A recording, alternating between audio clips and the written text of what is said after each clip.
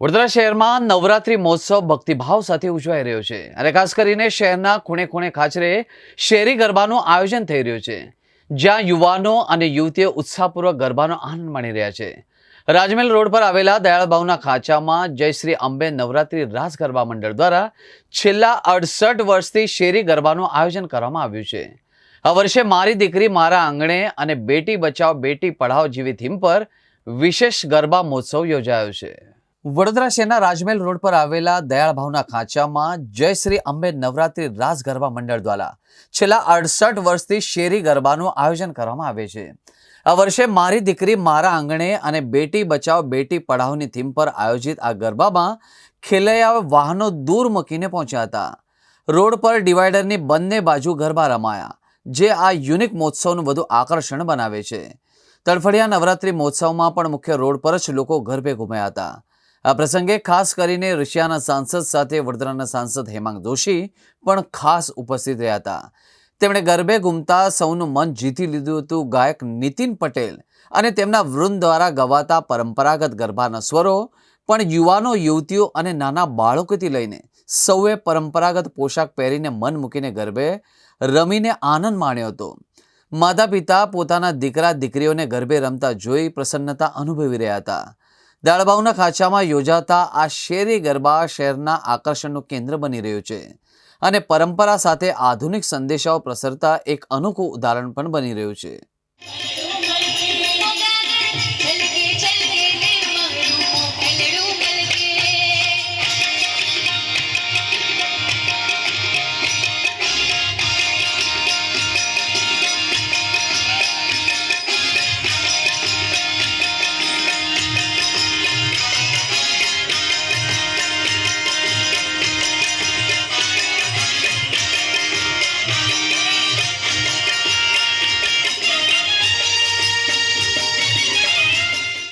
ત્રણ દિવસથી વડોદરા ઇન્ટરનેશનલ ગરબા ફેસ્ટિવલના તમામ આપણા સાંસદો વિવિધ 7 દેશથી વધારે દેશના ડેલિગેટ અલગ અલગ ગરબાઓ જોઈ રહ્યા છે, અલગ અલગ યુનિવર્સિટીઓમાં વિઝિટ કરી રહ્યા છે। વડોદરાનું ફૂડ સેવ ઉસળ એ પણ એમને માણ્યું છે અને આજે જૂનું વડોદરા જે વસે છે એવા દયાભાવનો ખાંચો, દયાળભાવના ખાંચામાં મારે આંગણે થીમ પર જે ગરબા થઈ રહ્યા છે એનો પણ અનુભવ લેવા તેઓ આવ્યા છે। મેં જ્યારે એમને કહ્યું કે અહીંયા સ્ત્રી સશક્તિકરણ અને બેટી બચાવો બેટી પઢાઓ પર અહીંયા ગરબા થઈ રહ્યા છે તો મને ખૂબ આનંદ થયો અને વિશ્વાસ આવ્યો કે ભારત હવે વિકસિત ભારત તરફ આગળ વધી રહ્યો છે। ખાસ કરીને આજનો દિવસ માતાજીની કૃપાથી ખૂબ જ અભૂતપૂર્વ કહેવાય એવો દિવસ છે, કારણ કે અમારા માતાજીના ચૈત્રને નવરાત્રી રાસ ગરબા મંડળમાં આજે આપણા સાંસદ હેમાંગભાઈ જોશી સાથે સાથે રશિયાના સાંસદ બંને આજે આપણા ગરબા માણવા આવ્યા હતા। ગરબા જોયા, સાંભળ્યા, આ ઉપરાંત જોડે રમ્યા પણ ખરા, એટલે અમારા માટે બહુ અવાજ્ય વસ્તુ છે। કાર્પેટ ઉપર રમતા છોકરાને જોઈને રશિયાના આપણા ખૂબ જ ખુશ થાય। એમને જોયું કે શેરી ગરબા આટલું સરસ રીતે રમાય છે, તો 68 વર્ષ પૂરા થયા પછી આજે એવું લાગ્યું કે માતાજીએ જે રીતે રશિયા અને ભારતના નરેન્દ્ર મોદીને પોલીસના મિત્રતો મળે એવી રીતે રશિયાના સાંસદ અને આપણા સાંસદ જોડે ગરબા રમીને પુરવાર કર્યું કે માતાજીના આ જોગાનું જોગા સંજોગો છે જેમને ભેગા કર્યા અને આ મંડળ એમનો ખૂબ ખૂબ આભાર વ્યક્ત કરે છે। આપણા માધ્યમ તો જરૂર એમનો આભાર વ્યક્ત કરી જય માતા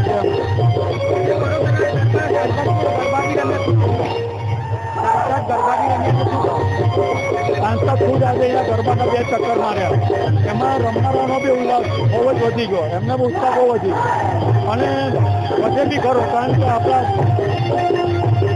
સાંસદ છે એની જોડે રશિયાના સાંસદ રમતા હતા, એટલે ખૂબ અનેરો અનુભવ થયો અને ખૂબ 68 વર્ષ પૂર્ણ કરી 68મા વર્ષમાં મંગલ પ્રવેશશે અને અમે ત્રીજી પેઢીથી એ જ પરંપરા આજે માતાજીની આરાધના કરવા અમે સાચવી રાખેલી છે અને અહીંયા ગાડી આ મંડળમાં અમે છેલ્લા 12 વર્ષથી બેટી બચાવો બેટી પઢાવવાનો એક થીમ કોન્સેપ્ટ લઈને અમે અહીંયા ગાડી કે જેથી કે છોકરાના મા બાપ અહીંયા ગાડી એમની નજર સમક્ષ રમે અને કોઈ બી જાતના અમે વ્યવસ્થાપક મંડળના સભ્યો દરેક જોડે ઊભા રહીને દરેક વ્યવસ્થા સાચવીએ છીએ અને છોકરીઓને છાલા ના પડી જાય એના માટે અમે રોજે રોડ ઉપર કાર્પેટ પાથરીએ।